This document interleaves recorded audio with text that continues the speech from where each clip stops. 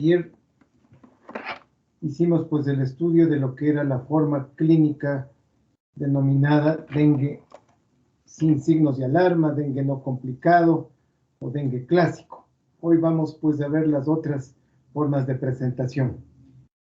Adelante entonces, compañeros. A ver. Guanotuña y Huayca.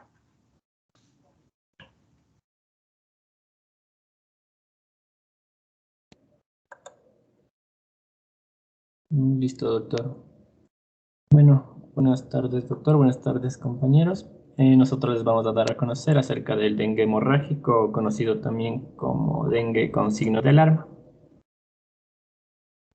Bien.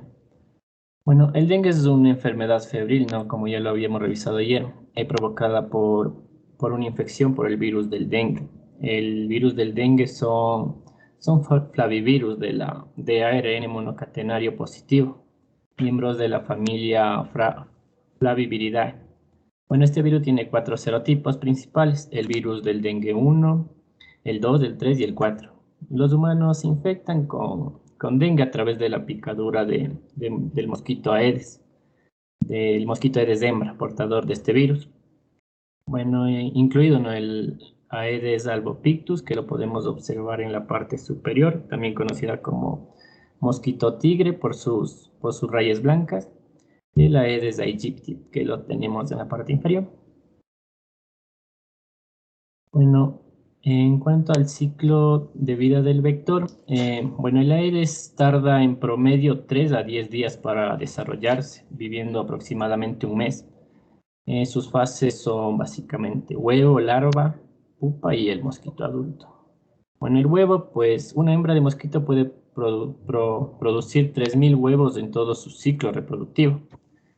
Bueno, estos huevos permanecen hasta 8 meses inactivos, pegados arriba de la línea de agua, incluso en lugares secos, ¿no?, y en el frío intenso, es decir, son muy resistentes. Bueno, esto hasta encontrar, ¿no?, las condiciones ideales para transformarse en larva, como el calor y estar cubiertos por agua.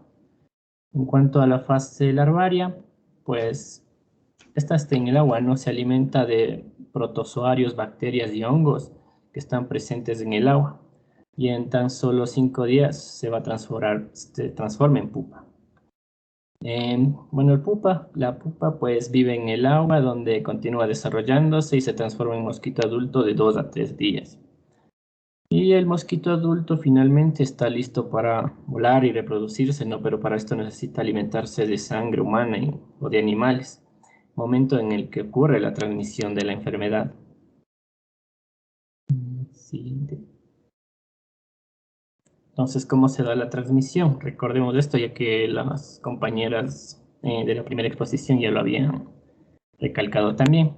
Bueno, el virus se transmite a los seres humanos por la picadura del mosquito hembra infectada, principalmente el mosquito Aedes aegypti.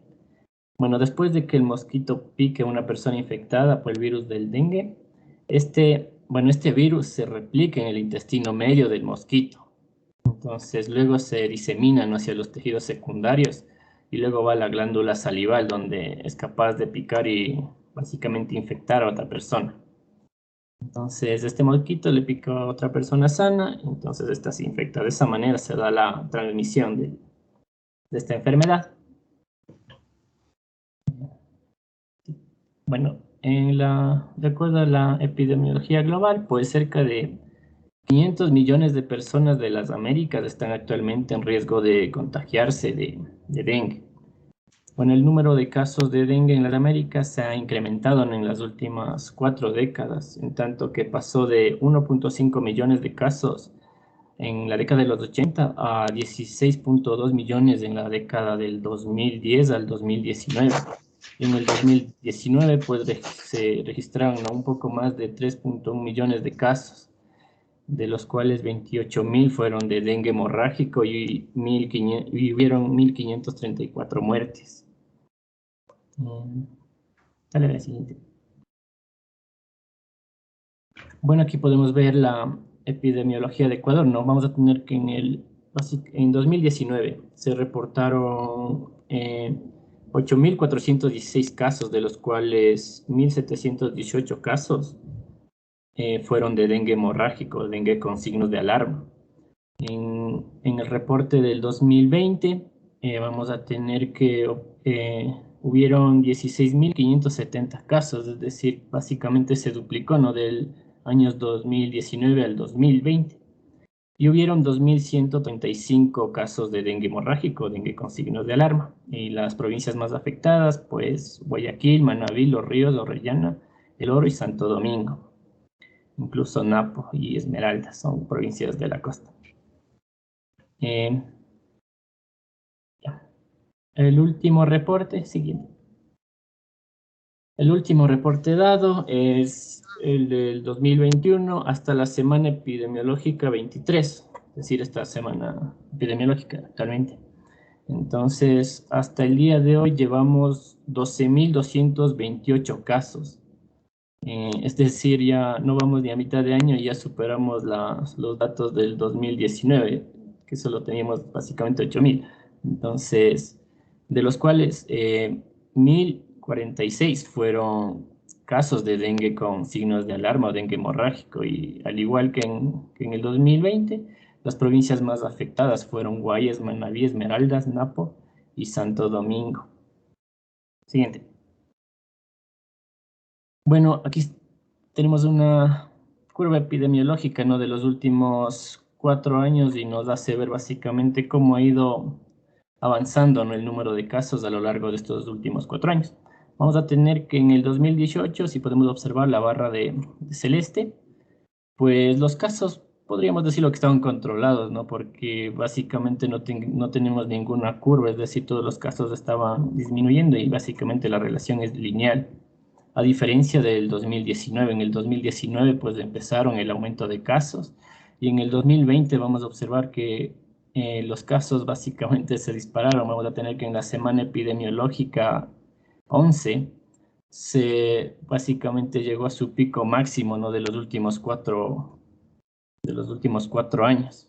Y en el 2021 actualmente pues los casos igualmente siguen aumentando. Siguiente. A ver, Bueno, ahora, entonces el comentario que nosotros tenemos que hacer a esta situación epidemiológica es de que si bien el número de casos no es igual que el de dengue sin signos de alarma, sin embargo, pues miren ustedes que en los últimos años esta cifra se ha incrementado, que incluso pues han habido un número mayor de muertes por dengue hemorrágico. Y eso es lo que les comentaba ayer, pues tenemos que ser mucho más acuciosos en poder diagnosticar esta enfermedad, porque si la confundimos con el COVID, dejamos pasar y el problema que se da aquí es distinto a lo que sucede con la otra afección viral. Y tampoco vamos a mezclar esto del COVID-dengue, sino que cada uno pues tiene que ser manejado de forma independiente. Entonces, vean ustedes que el mismo patrón epidemiológico se repite, pues son las provincias de la costa, las de mayor incidencia, es decir, son las áreas de mayor riesgo para adquirir esta afección. Entonces, siempre nuestro argumento epidemiológico va a ser importante, el argumento de tipo ambiental, en donde estuvo en los últimos 15 días, nos va a ayudar pues a determinar la potencial infección con esta virosis. Y vemos también que son las provincias del oriente que manifiestan un número importante de casos de esta fase clínica de dengue con signos de alarma, casos graves. Vamos entonces ahora a entender por qué se producen estas manifestaciones.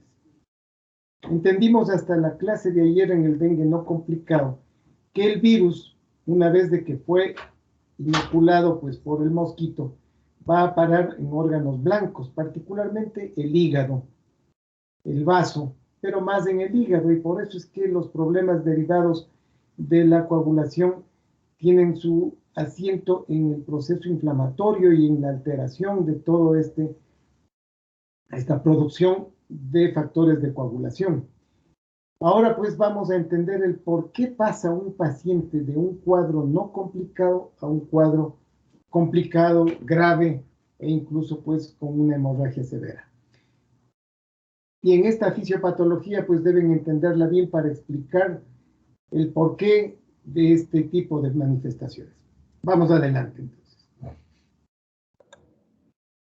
Bueno, la gravedad de la enfermedad va a depender primeramente de la carga viral y de la magnitud de las sustancias reactivas, ¿no? De fase aguda. Bueno, y dando una gama alta de cuadros clínicos. Bueno, en este caso, pues, en el caso de dengue hemorrágico, dengue con signos de alarma, la característica es que va a provocar hemorragias. ¿Y por qué se provoca hemorragias? Pues básicamente porque existe una lesión vascular, ¿ya? Toda esta lesión vascular producida por estas sustancias de fase aguda, pues va a provocar que todas las plaquetas traten de reparar, ¿no? Todo este daño. Entonces, las plaquetas están gastando, por decirlo así, en esta función, y entonces va a reducir el número de plaquetas. ¿Y qué significa esto? Que va a provocar hemorragias, básicamente, es decir, eres más propensa a producir algún tipo de hemorragia. También consultamos si existe disfunción de las plaquetas, además que de los factores de coagulación también están alterados, ¿no? En parte por la disfunción que provoca este virus o esta invasión viral al hígado. Y bueno, en cuanto al aumento de la permeabilidad vascular, pues básicamente va a haber una lesión, ¿no? Una lesión de las proteínas de unión intracelulares, como la zonula occludens, o también la caderina E y las claudinas. Entonces, este aumento de la permeabilidad, pues va a provocar el escape, ¿no? De todo este líquido intravascular al espacio extravascular. Eh,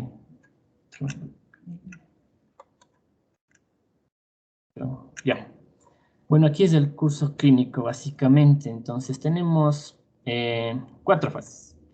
La fase febril, tres fases, perdón. La fase crítica y la fase de recuperación. Bueno, analicemos cada una de estas. La fase febril, ¿por qué se llama fase febril? Porque veamos en la temperatura. La temperatura en esta fase empieza a aumentar exponencialmente y llega básicamente a los 40 grados centígrados. Y en cuanto a la fase crítica, vamos a ver que la temperatura empieza a disminuir y hasta desaparecer al día 6. Entonces, en la fase de recuperación, pues ya no vamos a tener un alza de temperatura. En cuanto a los eventos clínicos potenciales, en la fase febril va a caracterizarse por una deshidratación. En la fase crítica, además de esta deshidratación, va a tener un shock hemorrágico o daño de órganos. Y en la fase de recuperación, pues se produce la reabsorción de todo este líquido extravasado, ¿no? En los cambios de laboratorio, pues vamos a tener que el hematocrito, si pueden observar esta línea rosadita, el hematocrito va a aumentar en la fase crítica. ¿Por qué se aumenta? Porque, como les había explicado, hay una permeabilidad, ¿no? de la vasculatura. Entonces, todo el líquido intravascular se empieza a salir. Entonces proporcionalmente el hematocrito entonces va a aumentar. Para entender esto mejor, bueno, supongamos que tenemos un balde, o sea, lleno de 50% de agua y 50% de piedras del balde. Si tú le quitas y sacas el 50%, reduces ese 50% de agua, proporcionalmente te va a quedar mayor porcentaje de piedras. Entonces, básicamente es lo mismo, ¿no? Si tú eliminas o hay una permeabilidad en el vaso que hace que todo ese líquido intravascular salga, entonces el hematocrito va a aumentar. Bueno, con respecto a las plaquetas, como ya les había explicado anteriormente, toda esa lesión vascular empieza a consumirse, ¿no? Para arreglar, ¿no? Toda esta lesión vascular, se empiezan a consumir bastantes los trombocitos. Entonces las plaquetas van a disminuir, te da un cuadro de trombocitopenia, te hace más propenso a hemorragias. En cambio, el aumento de hematocrito, es decir, la sangre espesa, pues básicamente corres el riesgo de formar trombos, ¿no?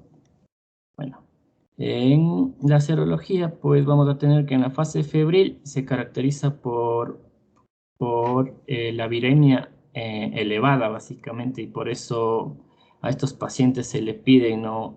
O sea, se les pide que utilicen ropa ropa larga para que no les pique ningún vector y este vector se puede infectar de esta persona. Pero esta viremia no dura mucho, empieza a bajar a partir del día 3 y, o sea, básicamente en el día 5, pues básicamente ya desaparece. Incluso algunos dicen llega hasta el día 6, pero muy raro que lo encuentres a partir del día 5 y del 6. Entonces, a partir del día 7 es negado que tú pidas una PCR, ¿no? Porque básicamente no vas a encontrar nada. En cambio, aquí en estas fases, o sea, te serviría más la titulación de anticuerpos para dengue. Bueno, ahora hablemos de las manifestaciones clínicas o de los signos de alarma que debemos reconocer nosotros. Recordemos que en la clase anterior el dengue común o dengue sin signos de alarma se caracterizaba por esto, por náuseas, vómitos, exantema, cefalea, dolor retroorbitario, mialgias, petequias o prueba del torniquete positivo. Bueno, el dengue con signos de alarma, pues es todo caso de dengue, ¿no? Cerca y preferentemente a la caída de la fiebre, como les había explicado anteriormente, la fiebre empieza a caer en la fase crítica. Entonces, cuando presenta uno o más de los siguientes síntomas, de los signos, estos son los signos de alarma, que básicamente son el dolor abdominal intenso y sostenido o dolor a la palpación del abdomen. También existe vómitos persistentes. Aquí en el dengue común sí existe vómitos, pero no son tan persistentes como en el dengue hemorrágico. También existe una acumulación de líquidos y sobre todo sangrado de mucosas. Puede haber letargo, irritabilidad, hipotensión postural. También se han reportado casos que se detecta esta hepatomegalia mayor a 2 centímetros y aumento progresivo del hematocrito, como ya les había explicado.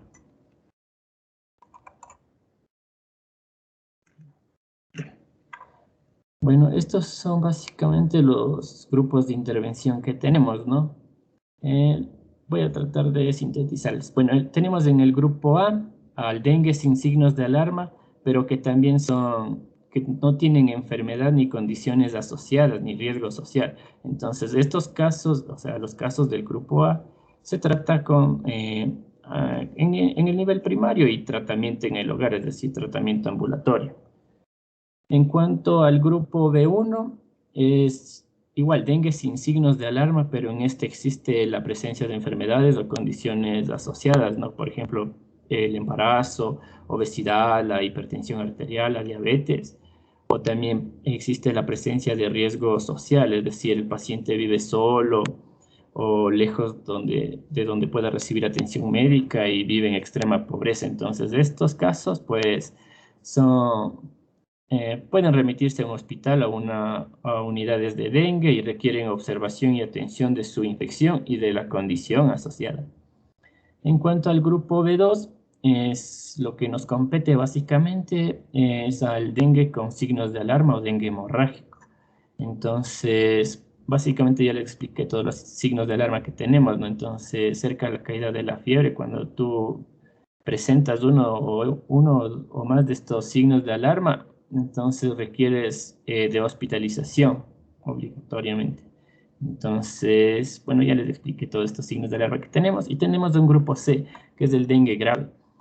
Pues básicamente aquí es cuando el paciente te llega choqueado, ¿no? Con dificultad para respirar, existe un sangrado intenso e incluso existe un compromiso grave y estos pacientes deben ir con obligatoriedad a una unidad de cuidados intensivos para su tratamiento. Bueno, el diagnóstico diferencial del dengue. Bueno, la fiebre alta, no en la fase febril, como ya les había explicado, la fiebre alta ya te excluye del virus del Zika. ¿Por qué? Porque el virus del Zika se caracteriza por fiebre baja. Entonces, el dolor retroocular, o sea, te descarta la posibilidad del chikungunya y del virus del Zika, porque estos no se caracterizan por eso. Y las náuseas y vómitos, al igual que el dolor retroocular, básicamente te descarga chikungunya y zika porque no se caracterizan primordialmente por eso. Y sobre todo sangrado en la nariz y el shock hemorrágico. Y te descarta al igual el chikungunya y el virus del Zika porque estos cuadros no suelen ser tan complicados, no llegan a tener ese curso clínico.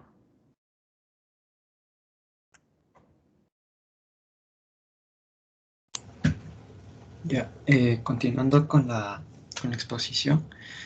En cuanto al diagnóstico, pues, primeramente, para establecer las pruebas de detección de dengue con anticipación, primeramente debemos basarnos en la clínica, sobre todo tener en cuenta si el caso es sospechoso.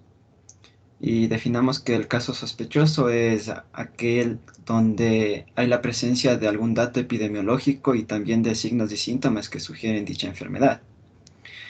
Y una vez visto el caso sospechoso, se procede a realizar una serie de posibles exámenes, entre los cuales tenemos los métodos tanto directos como indirectos. Como podemos observar en la tabla, por una parte tenemos los directos, que se tratan directamente de aislar por una parte al virus, por técnicas moleculares o por la detección de antígenos. En primer lugar, el aislamiento viral. También se ha mencionado que es denominada la prueba de oro, ya que esta se puede realizar también a los 3 primeros días o 2 primeros días de haber iniciado los signos y síntomas, y lo que nos puede arrojar resultados positivos y directos de una positividad de la enfermedad. Por otra parte, en el diagnóstico molecular se pueden emplear las técnicas conocidas como son la PCR y la PCR en tiempo real. Obviamente va a diferir un poco en tanto en la sensibilidad y especificidad, pero pueden llegar a ser del 80 al 100%. Y como mencionó ya mi compañero con anterioridad, generalmente se toman hasta los 5 primeros días de haber iniciado los signos y síntomas, ya que a partir del quinto o sexto día ya no hay la carga viral, ya no es detectable el virus a nivel de suero. Por otra parte, también se han descrito los diagnósticos antigénicos, especialmente sobre los antígenos o proteínas NS1 que suelen tener estos virus. Y también la técnica de inmunistoquímica mediante biopsias en tejidos para poder igual determinar, pero son casos especiales y rara vez se utilizan ese tipo de técnicas, por lo tanto los métodos directos suelen abarcar directamente el diagnóstico molecular con PCR o a veces el aislamiento viral. En cuanto a las técnicas de diagnóstico indirectas, en esta encontramos a las pruebas de serología. Por una parte, se pueden detectar tanto anticuerpos IgM como IgG aisladamente. En cuanto a los IgM, el rango de elevación de estos anticuerpos o que puedan ser detectados dentro del suero pueden variar.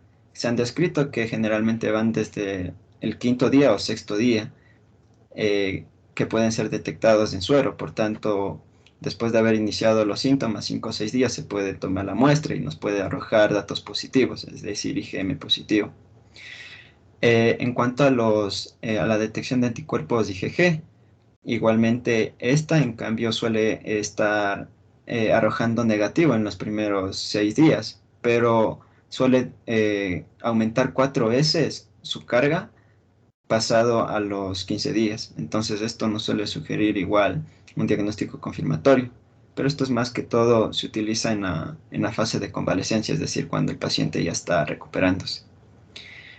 A ver, esta tablita pues va a reforzar lo que yo les he estado diciendo. Ustedes van a pedir una prueba, un tipo de diagnóstico, pero no el método. Entonces, miren ustedes en la columna que dice tipo de diagnóstico. Aislamiento viral, diagnóstico molecular, diagnóstico antigénico, detección de anticuerpos. Eso es lo que ustedes solicitan al laboratorio. El laboratorio verá la prueba que tiene disponible, el método que tiene disponible. Pero no le van a poner ya de entrada, decirle, usted me hace ELISA. Si el laboratorio dice, no tengo ELISA, entonces estoy complicadísimo. Es como ahora en las vacunas. Si no me pone Pfizer, no me dejo poner. Entonces, ¿quién pierde? Entonces, ustedes a lo que tienen que acostumbrarse es a saber qué quieren. Entonces, pido aislamiento viral para dengue. diagnóstico molecular para dengue, y el laboratorista pues verá qué es lo que le hace, pues, ¿no? Lo mismo, lo que siempre van a estar pidiendo, titulación de anticuerpos para la enfermedad que sea. Entonces el laboratorio, si quiere, pues le hará con ELISA, o si no, le hará con cualquier otro método. Pero lo importante es de que ustedes sepan qué es lo que están tratando de demostrar, porque si yo le pido ELISA para dengue, ¿qué quiere decir el ELISA para dengue? Entonces, lo que yo quiero es saber cómo están los títulos de anticuerpos para saber en qué fase se encuentra esa persona. Bueno, nos han hecho un repaso y vale la pena de que ustedes lo tengan muy claro, todo este tema de la transmisión, del diagnóstico, y veamos adelante, pues, qué hacemos ya con un caso de dengue hemorrágico. Siga. O sea, le pasamos directamente al caso, Doc. No, pues Porque... el tratamiento, pues. ¿Qué hacemos, digo? Ya. Se maneja un caso así. Sí. Ya. Ya, en cuanto al tratamiento, primero se suele igual pedir pruebas de laboratorio para ver en qué estado se encuentra el paciente. Y como ya se mencionó antes, se puede realizar un hemograma completo antes de proceder a hidratar al paciente, porque el hemograma igual nos va a indicar sobre todo en qué nivel se encuentra el hematocrito y también el nivel de plaquetas. El hematocrito en estos pacientes suele estar elevado, mientras que a nivel de plaquetas el paciente suele presentar una trombocitopenia. Ya, A igual ver, como antes de ya... que pases. A ver, antes de que pases. Entonces nos enfrentamos a un caso clínico y ustedes ya nos pusieron una tabla. ¿Cuándo decido yo internarle a un paciente? Vimos un manejo ambulatorio el día de ayer. Ahora, ¿cuándo decido ya que ese paciente se me queda en el hospital? Ya. O sea, los criterios para hospitalización o para ingresar al paciente ya los mencionó mi compañero. El paciente ya presenta síntomas bien deteriorados, sobre todo, como ya mencionó, los signos y síntomas bien destacables en esta fase, que son las hemorragias de mucosas, la deshidratación. Entonces, eso nos puede dar como una perspectiva para poder manejar a este paciente dentro del hospital. Pero Ya, también hay que, entonces, lo primero que hago es indicarle que se interne. Y luego, ¿qué voy a hacer? ¿Qué me dicen en la guía? Pues, ¿cuáles son las recomendaciones? ¿Cómo debo manejar a ese paciente? Entonces, a ver, me dice, vamos a hacerle una biometría. Es igual que les decía, no le pongamos como de rutina, porque ahí, ¿qué indicadores busco en la biometría? No se olviden, lo más importante que voy a encontrar en una biometría. ¿Qué son? es el hematocrito. El Buscamos hematocrito y el nivel de plaquetas. las plaquetas. Ya nos explicó muy bien su compañero Santiago qué pasa con estos elementos. Entonces, el examen de hemograma o biometría, pues lo que nos ayuda es a determinar la condición de gravedad de ese caso. No lo tomen como un método o un examen de rutina, sino lo importante que es saber qué está pasando con ese paciente. Bien, ¿qué otra cosa nos dice? No alcanzo a leer bien. A ver. Así. Ya. Luego igual se procede a realizar las diferentes pruebas diagnósticas o solicitar las pruebas diagnósticas para ver el tipo de virus, en este caso del dengue. Y como ya lo mencioné, igual se pueden aplicar diferentes pruebas diagnósticas. A ver, pero, ¿qué dice ahí? No, es que no alcanzo a ver, Ya, yo estoy... ya. O sea, se puede pedir la prueba de PCR, la de antígenos, que ya le Ay, mencioné, ay, pero no se ay, utiliza ay, tanto. ay. Está bien. Y, Bueno, y sobre todo y la el, serología, y el anticuerpos. manejo, a ver, el tratamiento. Sí, ¿Qué en cuanto dice? al manejo, nos mencionaba que se puede iniciar con con soluciones cristaloides. Entre estas soluciones cristaloides tenemos el lactato de Ringer, o también llamado de Hartmann, o la solución salina al 0.9%. Estas son soluciones isotónicas. Por tanto, estas es... Dice ahí en las letras negras, resaltado, el no disponer de un hematocrito no debe retrasar el inicio de la hidratación. Entonces, Sí, eso es esa más es una recomendación muy práctica.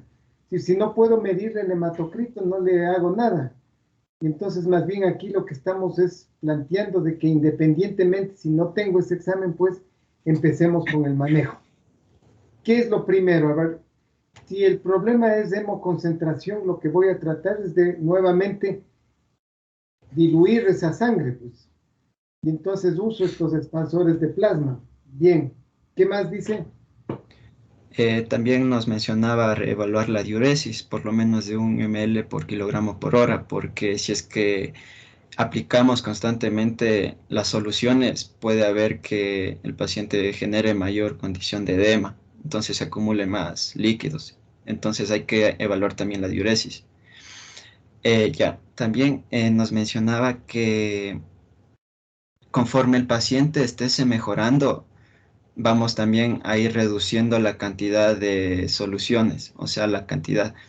Supóngase, al principio se le debe administrar a partir de 10 ml, pero conforme el paciente va mejorando, el goteo puede ir menorando, que puede ir de 5 a 7 ml. Igual el manejo, la administración suele variar dependiendo del estado. Puede ir de 2 a 4 horas la administración de dichas soluciones. Y bueno, eso era el principio. Entonces, si es que iba mejorando de a poco, igualmente el goteo iba menorando. Igual la valoración iba a ser de 2 a 4 horas. Entonces, dependía de cómo estaba evolucionando el paciente. Igual nunca debemos olvidarnos sobre los exámenes. Igual seguir pidiendo hematocrito para ver cómo está evolucionando, si está mejorando o no.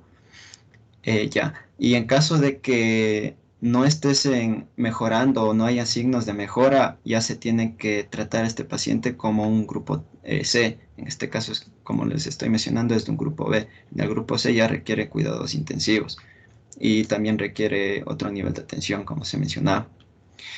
Ya.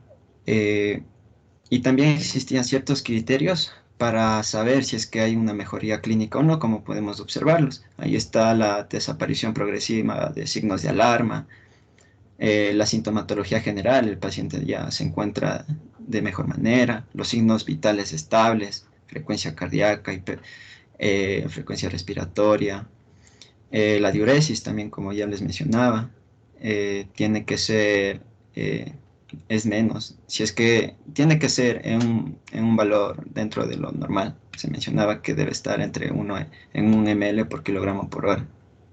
También como estos pacientes suelen presentar los vómitos, hay que medir también la tolerancia, si es que puede o no consumir alimentos vía oral. Entonces, eso también es un indicativo de que hay mejoría clínica y sobre todo también del apetito, lo que nos confirmaría eso. ¿Qué más? Y también la evaluación horaria nos mencionaba que, como les mencioné, sobre todo cada 4 horas se realiza toda esta toma de signos vitales y monitorización. También nos mencionaba un poco sobre los criterios de alta, ya hablando para darle de alta al paciente en caso de que ya haya mejorado. Y en unas guías nos mencionaba que la fiebre debe estar ausente a partir de las 24 horas o 48 horas. En esta le tomaba a partir de las 48 horas, obviamente sin administración de antipiréticos, como el paracetamol. Y la diuresis igual debe estar normal, el estado hemodinámico normal, el apetito bueno, sin evidencia de sangrado. Igual a veces los pacientes, como ya se mencionó, suelen presentar petequias, entonces tienden a disminuir en estos pacientes, lo que nos da una buena impresión.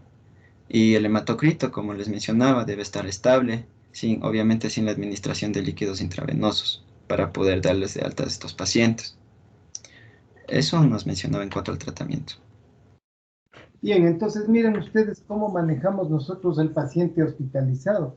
Vamos a monitorearle cada 4 horas en su condición general, temperatura, todo lo que son signos vitales y también pues el seguimiento de estos dos indicadores importantes que son el hematocrito y las plaquetas. Vemos que únicamente estamos tratándole con líquidos para corregir ese proceso de descompensación que se ha producido. Ya no estamos hablando del uso de antipiréticos porque ya la fiebre debe haberse suspendido. Si justamente cuando veíamos el caso en los primeros días es que la temperatura ya nos va a bajar y los problemas se pueden presentar a partir de la segunda semana. Sin embargo, pues si es que el paciente está todavía febril, pues nosotros podremos administrarle también un antipirético como es el paracetamol.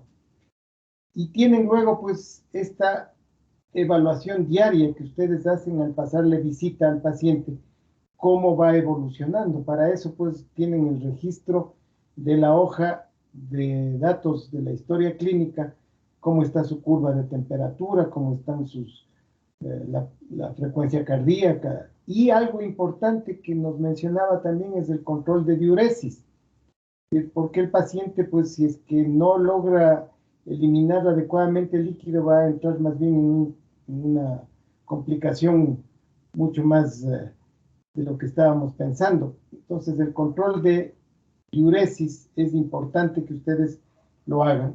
Y luego, pues miren los criterios de alta, es decir, el paciente cuando va a su casa tiene que estar completamente afebril y sus resultados de la biometría normales, tanto el hematocrito como la hemoglobina. Ya las manifestaciones de sangrado también deben haberse eliminado. Ok, esto pues lo podemos manejar en el piso. Si es que el paciente se complica, pues tendremos que darle el manejo al servicio de cuidados intensivos, pues y ahí los médicos intensivistas serán quienes tomen a cargo ya el manejo de este caso. Nosotros como médicos tropicalistas, médicos generales, pues donde vamos a llegar es hasta el manejo en una sala cuando el paciente no ha entrado todavía en un cuadro de shock que amerite pues el internamiento en cuidado intensivo. Bien, ¿qué más? Siga. Hay, por último, mencionar las medidas epidemiológicas que igual las vamos a enfocar en el caso clínico con el paciente, pero de manera general, como podemos observar, siempre se han clasificado, ¿no? Pueden ser en físicas o en químicas. Las físicas, como ya los han recalcado mis anteriores compañeros, igual en las exposiciones, sobre todo el manejo de aquellos lugares donde hay acumulación de agua, vaciarlas, limpiarlas, el uso de mosquiteros, de mallas, también en puertas y ventanas es muy importante, y sobre todo si es que el paciente dice o menciona no utilizar ropa que no la cubra en el cuerpo, pues se debe proceder a recomendarlo para que eviten así en gran medida la picadura de los mosquitos. Y también en cuanto a las medidas químicas, el uso de repelentes, que es muy importante, sobre todo con aquellos componentes que contienen dietiltoluamida, que es un componente que muy efectivo, y los insecticidas a nivel del hogar, para poder controlar este tipo de vectores. Ya pásale.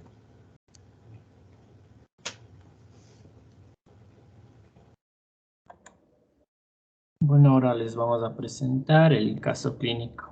Bueno, nuestro caso clínico es un varón de 14 años, mestizo, estudiante de secundaria procedente de la zona rural de Santo Domingo, con 46 kilogramos de peso. Ingresó con un tiempo de enfermedad de aproximadamente 5 días, de inicio insidioso y curso progresivo caracterizado por alza térmica no cuantificada, dolor muscular y articular, dolor retroorbitario y cefalea. El paciente menciona que tomó paracetamol para calmar la fiebre y los dolores musculares. Y transcurridos los 4 días, el paciente mencionó que la fiebre ha disminuido, pero se agregaron otras manifestaciones como pérdida de apetito, náuseas, vómitos con abundante contenido sanguinolento, las petequias diseminadas y finalmente pues el dolor abdominal moderado, ¿no? Por lo que acudió al servicio de emergencias de nuestro hospital militar en Quito. Bueno, procedemos con la llena de este formulario. Pues el motivo de consulta de nuestro paciente, pues pérdida de apetito, las náuseas y vómitos con contenido sanguinolento, el olor abdominal moderado y las petequias diseminadas. En cuanto a los antecedentes personales, el paciente no manifiesta ninguno. Los antecedentes familiares, lo más destacado, que la madre tiene antecedentes de diabetes tipo 2. Y bueno, la enfermedad y problema actual, el paciente llega a consulta por presentar cuadro de vómitos con contenido sanguinolento, acompañado de dolor mioarticular, cefalea, con malestar general, además de presencia de manifestaciones cutáneas, ¿no? Como las petequias diseminadas. Cuanto a los signos vitales, pues la presión arterial estaba 100/60 milímetros de mercurio, la frecuencia cardíaca fue de 80, frecuencia respiratoria 28 respiraciones por minuto, la temperatura bucal de 37, temperatura axilar de 36,4, el peso de 46, la talla de 1,55, dándonos un índice de masa corporal de 19,1. Al examen físico, pues el paciente se encontraba en regular estado general. Presenta petequias distribuidas en todo su cuerpo, a predominio de miembros inferiores y abdomen. Y el abdomen distendido con dolor difuso, la palpación superficial y profunda. Presenta ruidos aéreos y Glasgow de 15. El resto del examen era normal. Bueno, en cuanto a nuestra agrupación de argumentos en los clínico-biológicos, la edad de 14 años, sexo masculino, el motivo de consulta, pues la fiebre, pérdida de apetito, náuseas, vómitos con abundante contenido sanguinolento y dolor abdominal moderado. Los signos y síntomas que ha presentado a lo largo de su curso clínico son la fiebre, las mialgias y artralgia, cefalea, pérdida de apetito, náuseas y vómitos con abundante contenido sanguinolento, el dolor retroorbitario, las petequias diseminadas y el dolor abdominal. Los argumentos sociales, pues la ocupación de nuestro paciente era estudiante. En ambientales, el lugar donde reside, la zona rural de Santo Domingo. En institucionales, pues mencionamos que nuestro paciente se había automedicado con paracetamol. Vamos a ponderar nuestros argumentos. En débil, ¿no? Pues irían datos como la edad, sexo, estudiante y la medicación anterior, o sea, que había tomado paracetamol, pues nos da 0 puntos, es decir, no nos guían a nada estos datos. Los de abajo, las mialgias y artralgias, cefalea y la fiebre le colocamos aquí porque en el dengue hemorrágico la fiebre suele bajar, entonces no le ponderamos, no. Como en el dengue clásico, que la fiebre era característica de esta, llegaba a los 40, pero en el dengue hemorrágico esta suele bajar. Entonces, lo colocamos. Es que están analizando este caso, no hipotéticamente, sino qué pasa en este chico, cuánto de temperatura tenía pues, en el examen físico. 37, estaba normal, 37, entonces, pero tenía antecedentes. Febril. A ver, no se olviden que estamos analizando este caso, no otra vez describiendo la enfermedad. Entonces, si le he puesto bajo peso es porque la temperatura realmente está en 37, no es un valor elevado, entonces no hablamos de un cuadro febril como tal. Ok. Ya en mediano peso, el dolor retroorbitario, el dolor abdominal que presentaba y el lugar de residencia que viene de la zona rural de Santo Domingo. Y en alto peso, pues básicamente las manifestaciones hemorrágicas que tenía nuestro paciente, que eran náuseas y vómitos con abundante contenido sanguinolento y petequias diseminadas. Bueno, ponderando nuestros argumentos, nos da un puntaje de, pues pasarle al siguiente, de dengue hemorrágico con un 85% de certeza diagnóstica. A ver, ¿por qué le pones dengue hemorrágico? ¿Por qué le consideras ese el diagnóstico? Porque presentamos signos de alarma en sí, los vómitos con abundante contenido sanguinolento, además del dolor abdominal, entonces son signos de alarma y por eso lo diagnosticamos, ¿no? Con dengue hemorrágico. Ya, a ver si le regresas, por favor, al cuadrito que habías planteado. Miren ustedes, le califican con puntaje alto a las manifestaciones hemorrágicas, justamente, pues. Vómitos de contenido sanguinolento y petequias diseminadas. Entonces, ese es un problema ya de evidencia de un sangrado. Se refuerza con el dolor retroorbitario, característico de un dengue. El dolor abdominal y la zona de donde procede son argumentos que apoyan mucho este diagnóstico. Y ya las mialgias no ayudan mucho porque han transcurrido varios días y ya la sintomatología inicial pues ha ido cediendo. Ese es el caso de la fiebre. Pero claro, el diagnóstico de dengue viene de esta, pues el dolor retroorbitario, el dolor abdominal, la procedencia y la gravedad ya se da con las manifestaciones hemorrágicas. Entonces, a ver, hacemos 85% de certeza de que se trataría de un dengue hemorrágico. Bien, entonces, a ver, ¿qué hacemos con este paciente en la emergencia del hospital militar? Procedemos a la solicitud de los exámenes complementarios para aumentar nuestra certeza diagnóstica. Continúale en las otras A ver, diapositivas, estaba sí, la así. solicitud.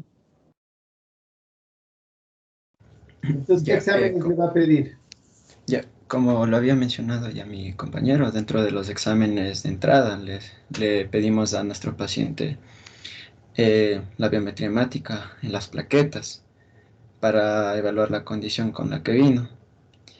Y ante la sospecha de dengue, nosotros procedimos igual a pedir los exámenes, que por una parte la titulación de anticuerpos para dengue la pedimos, y también la de PCR, porque el paciente ingresó al quinto día, entonces también posiblemente nos puede dar un diagnóstico positivo, porque hasta el quinto día se puede pedir la Ok. PCR.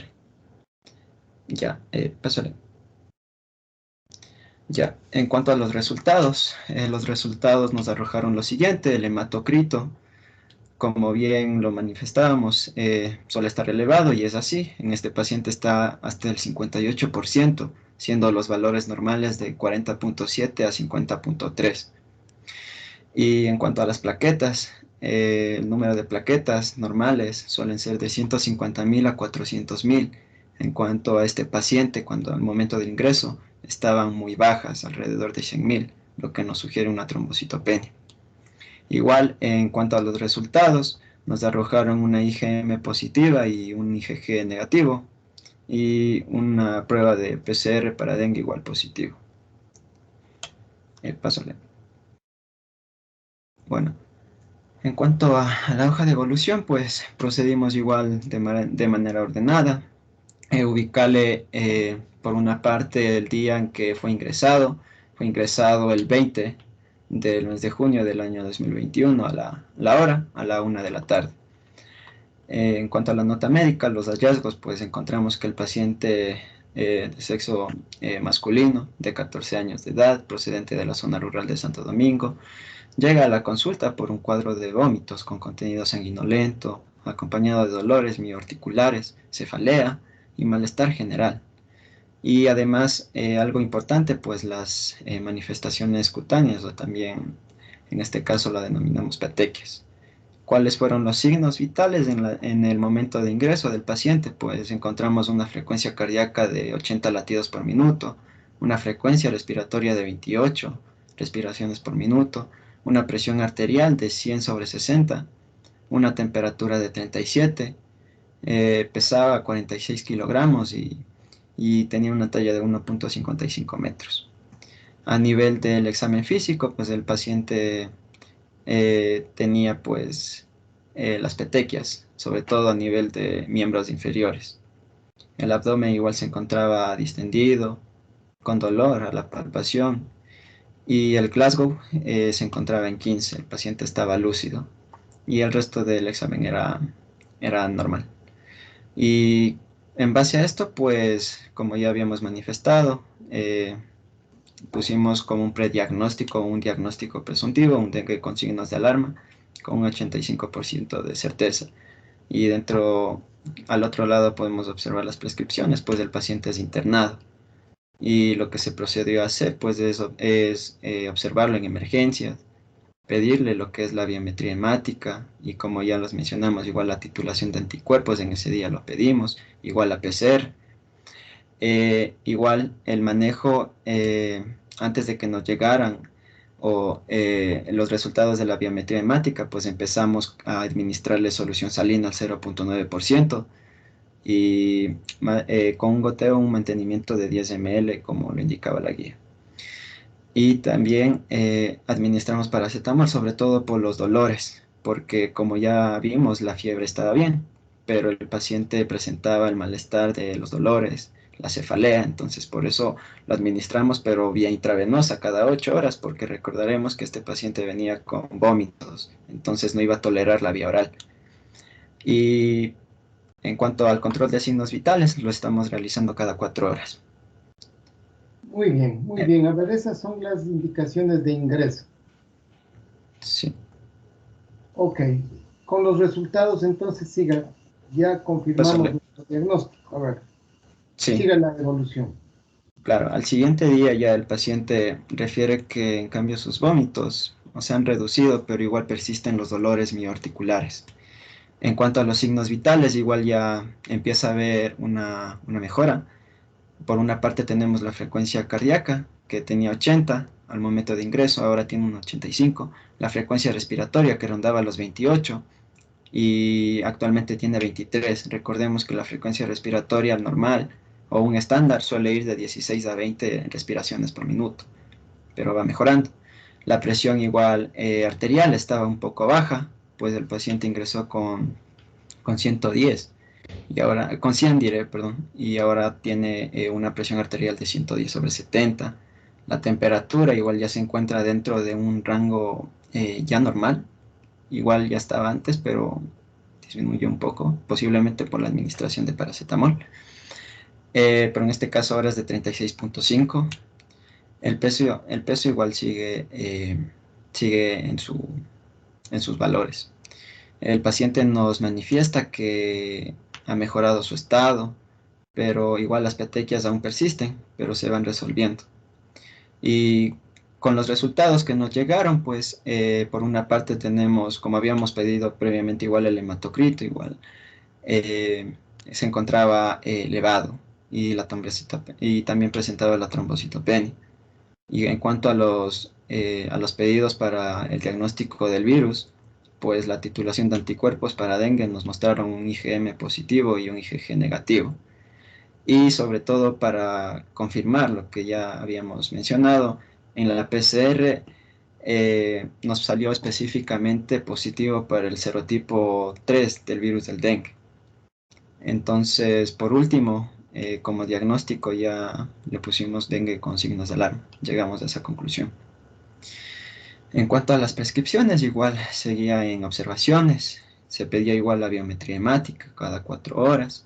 La solución salina, igual al 0.9%, pero esta vez el mantenimiento lo íbamos menorando. De 10 ahora lo bajamos a 7. Y el paracetamol igual lo íbamos administrando hasta que cedan, sobre todo los dolores, como ya mencionamos. Algo importante que debemos mencionar es que se sabe que en las guías nos mencionan que ante un caso de dengue debe transcurrir hasta 24 horas más o menos para poder hacer el reporte epidemiológico o hacerlo de manera al CIBE, como quien dice. Entonces, eso, y también el control de los signos vitales, no olvidarnos siempre eso, cada 4 horas lo estábamos realizando este paciente. Pásale. Transcurridos 2 días, hicimos el seguimiento igual, la hora 9 de la mañana con 10 minutos. A esa hora el paciente ya nos menciona que ya se siente mucho mejor, que ya no siente náuseas ni vómitos, y los dolores musculares, el dolor abdominal también han cedido. Igual los signos vitales ya se encuentran dentro de los rangos normales o estándares. Por ejemplo, la frecuencia respiratoria de 23, que fue al segundo día, ahora bajó a 19, que puede estar entre los rangos. La temperatura ahora está en 36.3, se encuentra estable. Y en sí el paciente nos menciona que ya se siente bien. Igual las petequias están cediendo de a poco y los dolores, sobre todo musculares y articulares, ya han cedido. O sea, el paciente nos menciona que ya no siente tanto el dolor. Y igual en los resultados de la biometría encontramos que el hematocrito al tercer día ya se encontraba dentro de los rangos normales y las plaquetas igualmente. Y por tanto nosotros hemos considerado pues en base a este seguimiento darlo ya de alta, darle un plan terapéutico ambulatorio y explicarle sobre los posibles síntomas posteriores o que en caso no lleguen a pasar para que pueda acudir inmediatamente. Y cuáles son las prescripciones, como ya mencionamos, el alta hospitalaria. Eh, Les recetamos igual paracetamol, pero eso ya está en la siguiente diapositiva de la receta médica. Igual, en cuanto a la supervisión de familiares con sintomatología similar, es decir, eh, el seguimiento de casos, búsqueda de casos activos, perdón, entonces también lo íbamos a mencionar en la parte de medidas. Y bueno, pásale, el control igual sobre todo en 8 días. Pásale. Ya en cuanto a la receta, pues aquí podemos observar. eh, Le recetamos paracetamol, en este caso vía oral, porque ya tolera la vía oral, igual el apetito había mejorado. Entonces le recetamos paracetamol vía oral, 500 miligramos cada 8 horas por 4 días, para que no sea tan molesto para el paciente tomarse cada rato las pastillas. Entonces, eso. Y también mencionamos un poco de las advertencias en caso de que presente cierta sintomatología para que pueda volver a acudir. Entonces, reevaluarlo al paciente. Eh,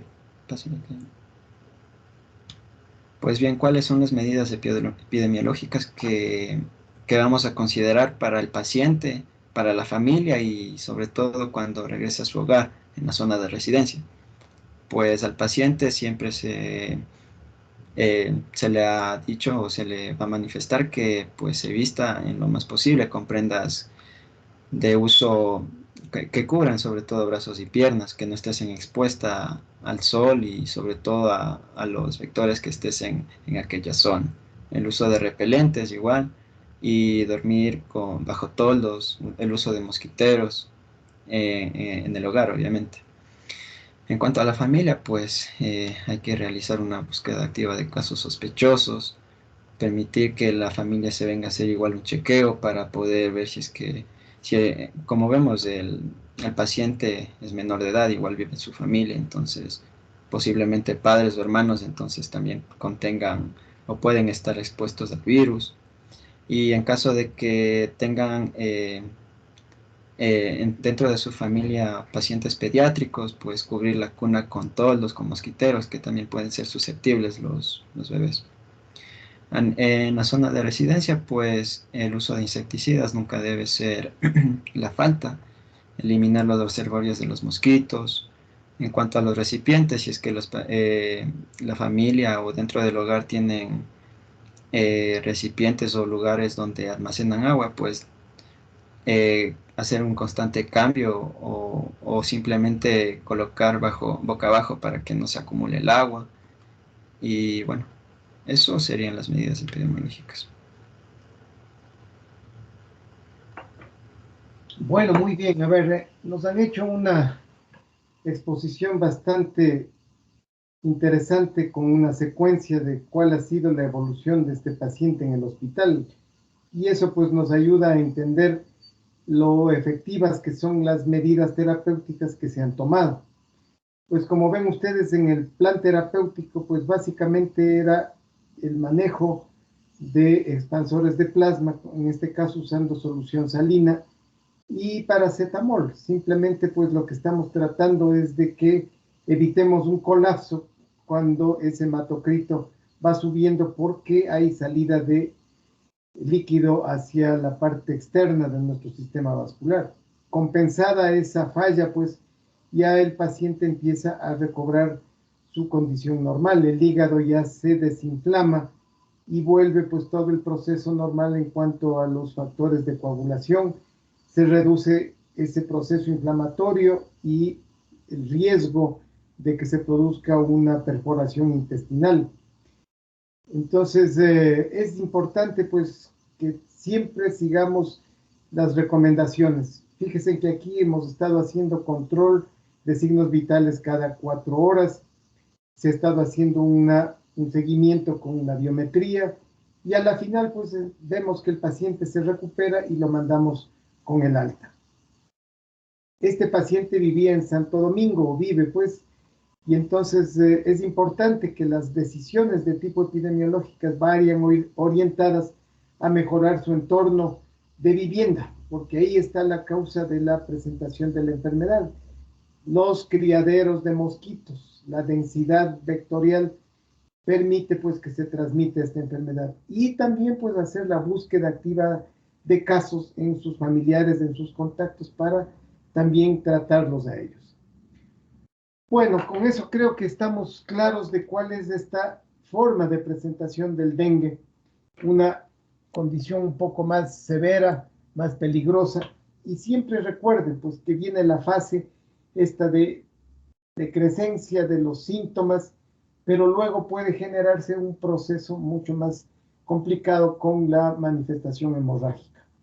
Entonces el antecedente pues de una fiebre alta y como hemos visto los signos clásicos de esta enfermedad ya nos van a poner en alerta. Muy bien, chicos. A ver, ahora entonces vamos a ver otro paciente. ¿Qué es lo que nos vamos a encontrar con él? Bien, entonces, a ver, que pase, pues, que pase el otro paciente. A ver, Guanotuña y Huesca tienen 5. Bien.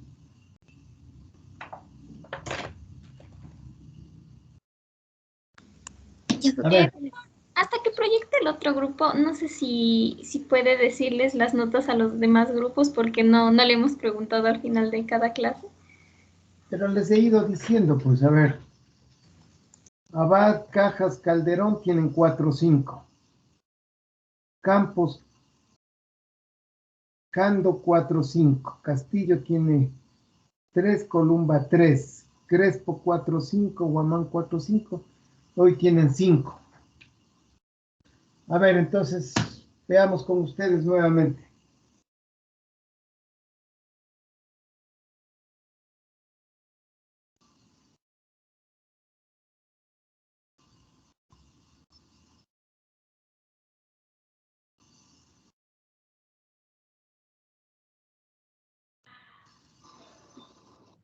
Ya, doctor.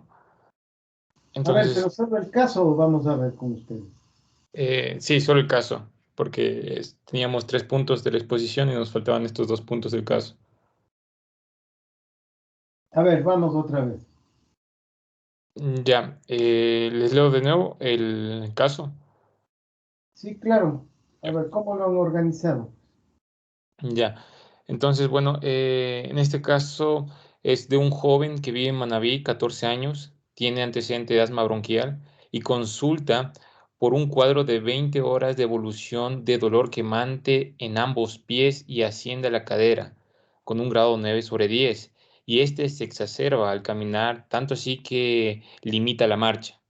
Lo refieren al hospital militar, en donde se consigna que 7 días previos a este cuadro de dolor quemante y limitación de la marcha presentó cefalea, dolor retrocular, sensación febril, exantema maculopapular, por lo que se encontraba en observación de Zika en esa clínica.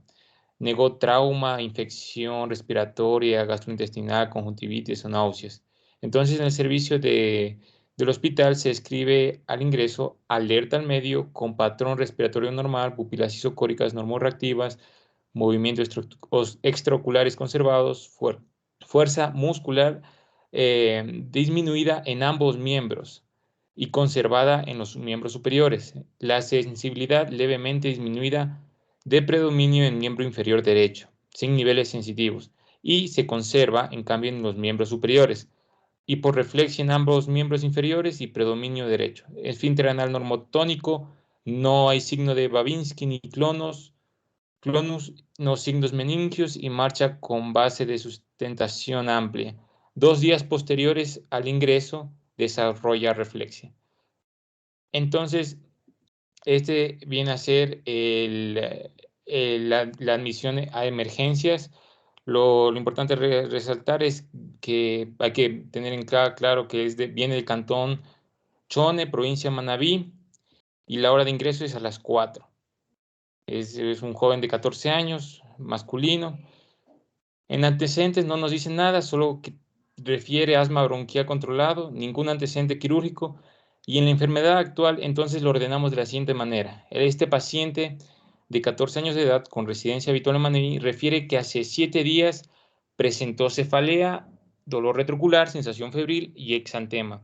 Entonces nos dice que lleva un cuadro de 7 días de evolución. Entonces ese es el día 0 y acá tenemos el 7 días que tiene de evolución de estos síntomas. Entonces, de aquí para acá vendría a ser el periodo de incubación, porque nos dice que con estos síntomas se fue a la clínica y estuvo en observación por Zika. Entonces, 20 horas le llega al hospital militar referido porque ya presentó esta debilidad muscular, dolor quemante y limitación de la marcha. Entonces, como pueden ver, es probable que acá le picó el mosquito y desarrolló 7 días de evolución los síntomas y se complicó porque el Zika, habíamos dicho que es una enfermedad, una infección autolimitada. A la semana ya debería recuperarse, pero a los 20 días presentó la debilidad muscular ascendente bilateral y limitación de la marcha. Entonces, ya le valoramos los signos vitales, la presión arterial 110/80, frecuencia cardíaca 80, respiratoria 18 respiraciones por minuto, la temperatura bucal 37. Cabe que esta paciente refería una sensación febril, más no se encontró ninguna fiebre. Y entonces en la exploración física, como habíamos mencionado, no tiene patrón respiratorio normal, pupilas isocóricas, normorreactivas, la fuerza disminuida, eso sí dijimos 3/5, mientras que se conserven los miembros superiores. Igual, una leve parestesia disminuida de predominio en miembro inferior derecho, sin niveles sensitivos y conservada en miembros superiores. Y por reflexión en ambos miembros de predominio derecho, esfínter anal normotónico, no signo de Babinski, ni clonus, ni signos meningios, y la marcha con base de sustentación amplia. Entonces, aquí clasificamos los argumentos. Ya dijimos que como argumentos clínicos tenía esta sintomatología del Zika, la cefalea, el dolor retrocular, sensación febril y los exantemas máculo-papular generalizado. Y en cambio, como argumentos ambientales tenemos que reside en Manabí. Argumentos sociales, su vivienda sin mosquiteros. Como sabemos, las viviendas son en Chone de caña.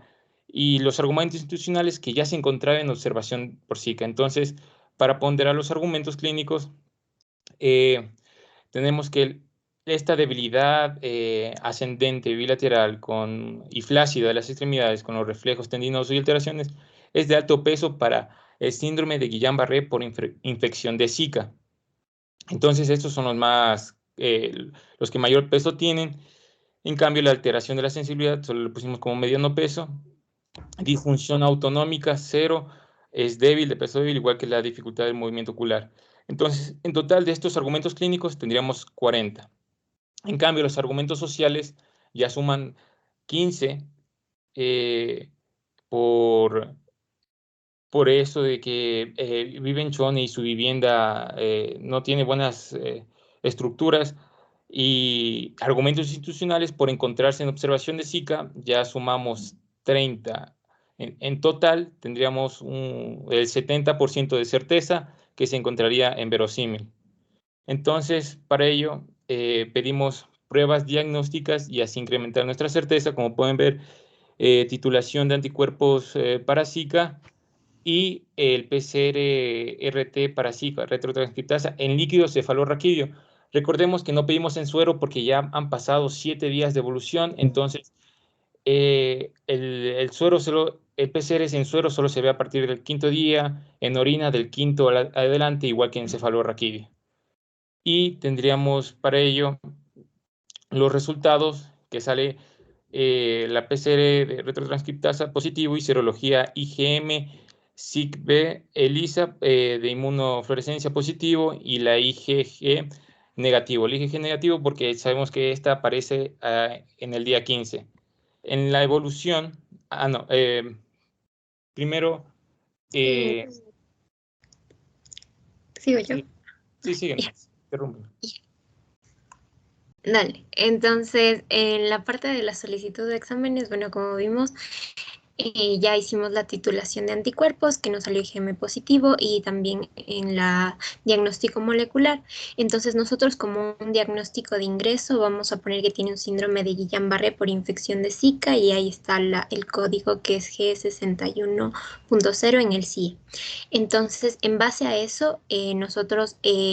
ya confirmamos que sí tiene la infección de Zika, que es lo que a nosotros nos importa, y entonces en base a eso también vimos que los argumentos clínicos de alto peso, de la debilidad muscular y también la hiporreflexia nos da que es un síndrome de Guillain-Barré, entonces debemos proceder prontamente a un tratamiento, ya que esto va a determinar mucho el pronóstico del paciente.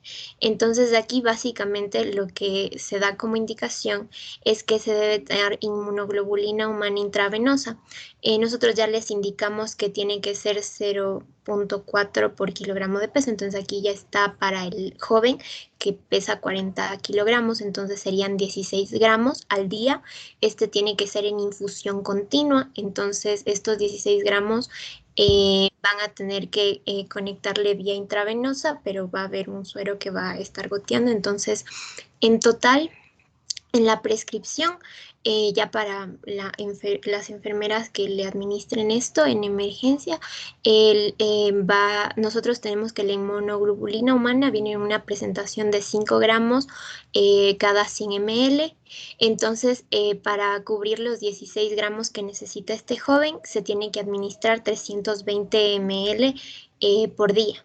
En todo el día, entonces es una infusión continua y esto tiene que hacerse por 5 días. Además, hay que monitorizar los signos vitales cada 4 horas, especialmente la frecuencia respiratoria, porque como sabemos en el síndrome de Guillain-Barré puede haber una afección a los nervios, a la inervación del diafragma y puede dar un paro respiratorio, entonces esta realmente es la principal complicación o morbilidad que se da en estos casos, por eso hay que estar pendientes. La dieta se va a mantener normal, igual los líquidos. Y aquí algo muy importante es que debe haber un manejo interdisciplinario. En este caso, el paciente va a permanecer internado porque es un caso muy complicado que tiene que manejarse con neurología y también con terapia respiratoria y psicología, porque este paciente es un joven que en 7 días ha presentado estos cambios de que no puede caminar, de que no tiene sensibilidad y esto puede presentarle un cuadro de ansiedad o incluso depresión. Entonces hay que tener todo este manejo interdisciplinario para evitar otras complicaciones en su salud. Entonces aquí en sí le damos de alta en la emergencia, pero él va a quedar internado en el área de neurología. Síguele, por favor. Entonces aquí tenemos la nota de evolución, que nosotros vemos que, bueno, el chico ingresó el 22 de junio a las 4 de la tarde. Entonces, en la nota médica tenemos un paciente de sexo masculino con residencia habitual en Manabí, presenta dolor quemante en los pies acompañado de debilidad muscular en extremidades inferiores y limitación para la marcha. Dentro de los signos vitales tenemos que está estable con una frecuencia cardíaca de 80 latidos por minuto, una presión arterial de 110 sobre 80 milímetros de mercurio. La frecuencia respiratoria también está dentro de los rangos normales de 18 respiraciones por minuto. Se encuentra febril y el peso es muy importante para poder administrarle la medicación, que es 40 kilogramos y talla 1,60. Entonces, en sí, el paciente se encuentra estable. Como vimos, en sí le hicimos la escala de Glasgow para determinar que él está alerta y salió con una puntuación de 14 en el examen físico. Entonces, también es importante recalcar que no tiene signo de Babinski ni clonus, no signos meningios, porque esto indica que no hay un problema a nivel central de sistema nervioso central, sino es periférico el problema, por eso es la debilidad en los músculos. Entonces, de acuerdo al análisis, tenemos como diagnóstico presuntivo en ese día que era síndrome de Guillain-Barré por infección por Zika. Entonces la prescripción fue internar al paciente, ahí se ya realizó la solicitud de exámenes, titulación de anticuerpos para Zika, IgM, IgG, la PCR retrotranscriptasa para Zika, y en la prescripción en ese momento, bueno, se pudo dar paracetamol porque se encontraba un poco con malestar. Con malestar general. Entonces eso se dio al inicio, 500 miligramos vía oral cada 8 horas por 2 días. Y también se recomienda no consumir aspirina, ibuprofeno u otros AINES porque sabemos que puede dar una reacción cruzada con otros flavivirus, que es como el dengue. Mantener la hidratación, 5 vasos de agua de 250 ml o más por día y el reposo. Entonces se ha mantenido así y de ahí lo que vemos al día 24 de junio es que... Antes de que pases, tú me decías, Kevin, a ver, el PCR para Zika no se especifica en dónde quieres que haga, en qué sustrato. El laboratorio de pronto le hacen el en líquidos le va a salir positivo. Sí, en líquidos. A ver, faltaría para Zika en líquido cefalorraquídeo, ¿no? Ajá, ahí faltó eso. Bien, vamos al 24 entonces con los signos, con los resultados. Sí, Confirman el diagnóstico. Ok. Sí. En el día 24, lo preocupante es que el paciente ya de lo que tenía hiporreflexia desarrolla arreflexia. Entonces, esto es un signo de alarma. En los resultados ya confirmamos que en la titulación de anticuerpos tiene IgM positivo y IgG negativo, porque aquí estaría en el día 9, entonces IgG es a partir del día 15. En RT-PCR para Zika de líquido cefalorraquídeo salió positivo porque aquí en este compartimento sí podemos encontrar el virus, y el diagnóstico definitivo entonces es que es síndrome de Guillain-Barré por infección de Zika. Entonces, con base a esto, sabemos que el manejo tiene que ser intrahospitalario al menos 2 semanas, y la prescripción inmediatamente debe ser la inmunoglobulina humana, que según el peso del paciente debe ser 12 kilogramos al día por administración intravenosa, y esto por 5 días. Y como explicamos, la monitorización de los signos vitales y el manejo interdisciplinario con otras áreas, que en este caso se quedaría en el área de neurología, y el tratamiento de soporte, que tiene que ser tanto terapia respiratoria, y también mencionaba que tienen que darle cambios posturales y también que camine, porque también permanecer mucho tiempo acostado puede generar la formación de trombos. Entonces hay que tener mucho cuidado con este paciente. Sí. Una vez realizado esto, está en nuestra obligación notificar el caso con el CIVAlerta EPI1 individual. Y bueno, aquí se llenan estos datos, todas las fechas de dónde reside, la residencia habitual, claro, en Chone, y los tipos de muestras que se tomaron, por ejemplo, en líquido cefalorraquídeo.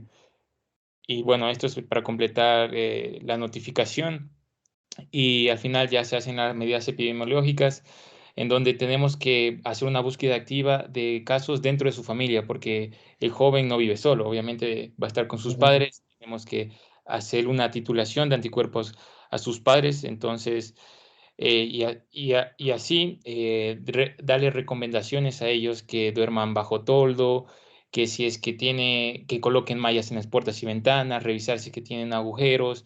Esa es la prevención, bueno, en este caso para partes de la comunidad.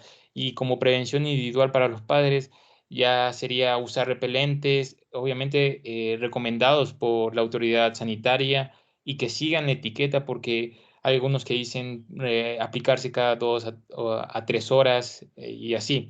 Entonces también hay que utilizar vestimentas que no dejen expuesto a la piel y sobre todo que no sean colores oscuros. Y en prevención domiciliaria es claro eliminar focos de criadero, o sea, podemos utilizar larvicidas en los estanques donde tengan, por lo general en estas zonas se almacenan, en estos tanques tienen que estar herméticos, tienen que estar cerrados y así podemos extinguir todo tipo de reservorio y, y con ello asegurar la vivienda con mosquiteros y las ventanas. Y eso sería todo del caso, doctor. A ver, entonces este nuevo paciente que hemos visto, pues miren ustedes lo complejo del caso, porque inicialmente pues es una afección por Zika, que de manera general la consideramos benigna, no tan severa como chikungunya o como el dengue. Sin embargo, pues recuerden ustedes que esta afección puede generar estas complicaciones, como en este caso el síndrome de Guillain-Barré o la microcefalia cuando se produce en mujeres embarazadas. Entonces tampoco por considerar que es una infección benigna podemos descuidarnos de ciertas características sintomatológicas, es decir, pues ya en este caso el chico estaba planteando la posibilidad de que haya algún problema de sensibilidad en sus miembros inferiores y eso pues inmediatamente ya nos pone alertas porque sabemos de que el Zika puede tener este tipo de complicaciones. No es en todo paciente, pero siempre pues hay que tener en cuenta que esa es una grave consecuencia de esta enfermedad. Así que ven ustedes el manejo, ya no lo podemos hacer en una unidad de primer nivel, sino que tiene que ser trasladado ya a un hospital, porque si la situación del paciente se complica, tendrá que ir a cuidado intensivo y hacer un manejo ya de soporte respiratorio mecánico, porque su parálisis muscular le puede llevar a eso. Así que bien traído el caso porque son situaciones no muy frecuentes, pero que nos deben poner en alerta de qué es lo que debemos hacer en este sentido. En el hospital lo hemos recibido, pues, y en el tema de diagnóstico ya se ha hecho mucho hincapié en saber, pues, en qué fecha estamos, en qué día estamos de evolución para poder determinar cuáles son los exámenes más adecuados para poder hacer un mejor diagnóstico, incrementar nuestra certeza diagnóstica. Y aquí, como bien lo dijeron pues los compañeros, ya en los primeros días hacer un PCR en suero no tiene sentido, entonces vamos a tener que pasar más bien ya al proceso en líquido cefalorraquídeo porque la infección ya está en el sistema nervioso. Bien, entonces creo que ha quedado claro este caso y la complicación, así que les vamos a subir el 1.5 a los compañeros y tendrían en el caso 4.5. Bien, a ver, la próxima semana entonces vamos a ver leishmaniasis.